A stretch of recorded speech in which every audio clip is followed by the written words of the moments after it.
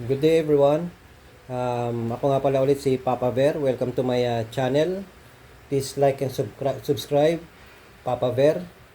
Ang episode natin ngayon, actually may second na episode, will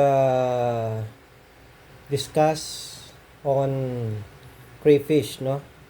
So, ito yung aking simple at maliit na actually garage crayfish farming kung tawag ko.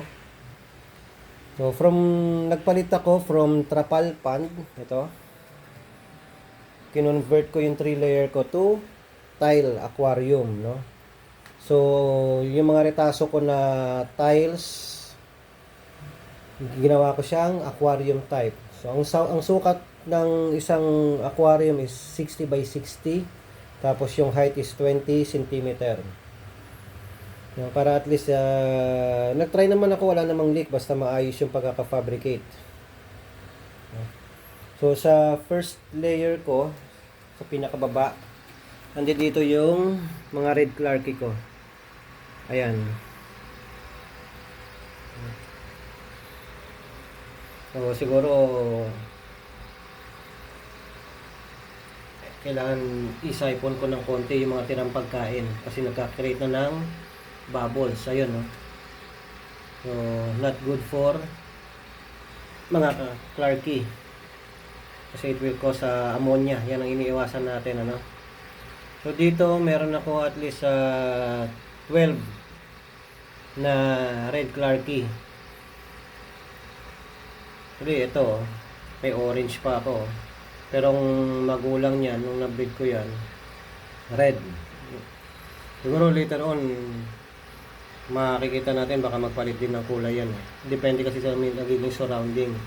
So dito, ayan, actually hindi yan gapi, kataba, no? Yung mga nahuli sa ilog. Kumuha kasi ako nung nagkaroon ng baha para at least tignan ko lang din, pakain sa iba kong monster fish, no? Later on iba-vlog ko rin yon.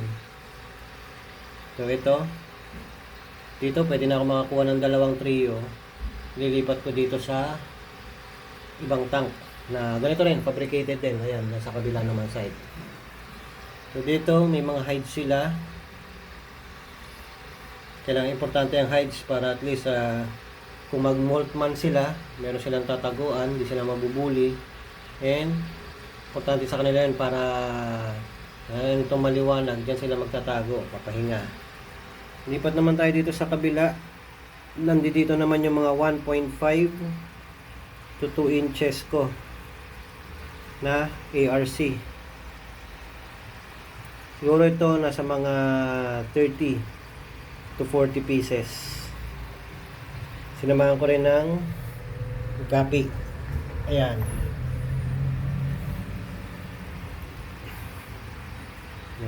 Dito importante may aerator tayo, no? Kasi kung gaalaga ka na dapat paano moving yung water, gumagalaw yung tubig, no? Hindi siya stagnant.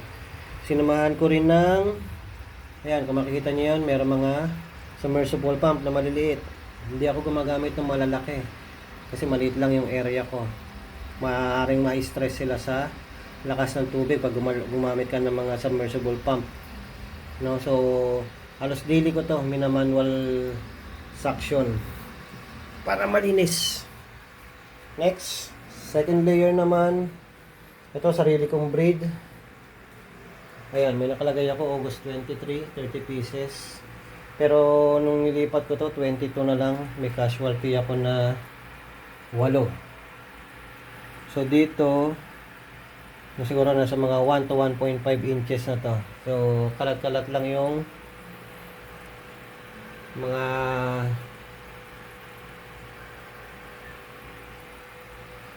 pipe ko. May hornwort din.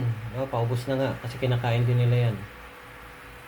Dito naman sa kabilang layer, sa kabilang side, meron ako ditong 8 pieces na red clarkie. So red yung ano, pero ngayon parang orange sila, yo. Ayan. So pupunta sila doon sa silong. Yung isa. Dalawa. Next naman dito sa kabila, Ganun pa rin, may mga hides, aerator. Ayan, may gapi pa rin. No? Dito naman yung mga 2.5 to 3.5 inches ko. Medyo nakatago yan. Hanggang sila sa taas. Usual, may hides din. Then dito naman sa kabila, dito rin yung another set ko ng 1.5 to 2 inches na ARC. Ayan. May gapi pa rin. No? So yung mga gapi, yung magiging fry nito, nililipat ko sa baba. Dito lang. Para tutukan. Then yung gapi dito sa pay-dirt, yung fry niya, nililipat ko na naman dito. So lahat to naka-solar na aerator. Ayan yung solar. Ito yung cable. Since maganda yung araw dito, andun sa taas. To. Nagtanim din ako dito ng kangkong. Talbos ng kangkong. Tsaka kamote. Kasi kinakain din yan ng ARC. Dito naman sa kabilang side ko, yung fabricated ko rin na mga aquarium. So kahapon kinargahan ko yan ng tubig, no. Pinapatining ko lang para dito ko ililipat yung mga kukunin ko na trio for breeding. Ito pinapakain ko to sa morning, kunti lang, more on sa gabi, no. Kasi sa gabi mas active sila. So sa gapi, meron ako ditong gapi flakes sa mga 1 inch to napababa na ARC. Meron ako ditong PO1. May PO2 naman ako para sa mga 2.5 to 3 inches. Then gumagamit ako ng Integra 3000 para doon sa malalaki na ARC sa Red Clarky. So, kailangan ay yung protein yung makainin nila para mabilis lumaki. Ito lang yung simple kong setup. Hopefully, lumaki siya at dumami, no? Kasi una, isang aquarium lang ako eh.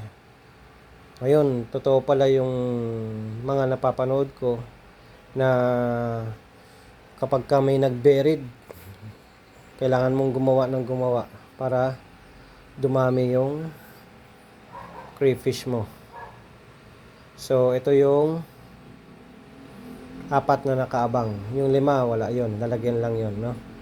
So, hopefully, may natutunan kayo sa vlog ko na to. Sa susunod ko na vlog, papakita ko naman doon yung update o progress ng mga crayfish natin, no? So, hanggang dito na lang. Hope you like it. Please subscribe to my channel, Papa Bear. Salamat.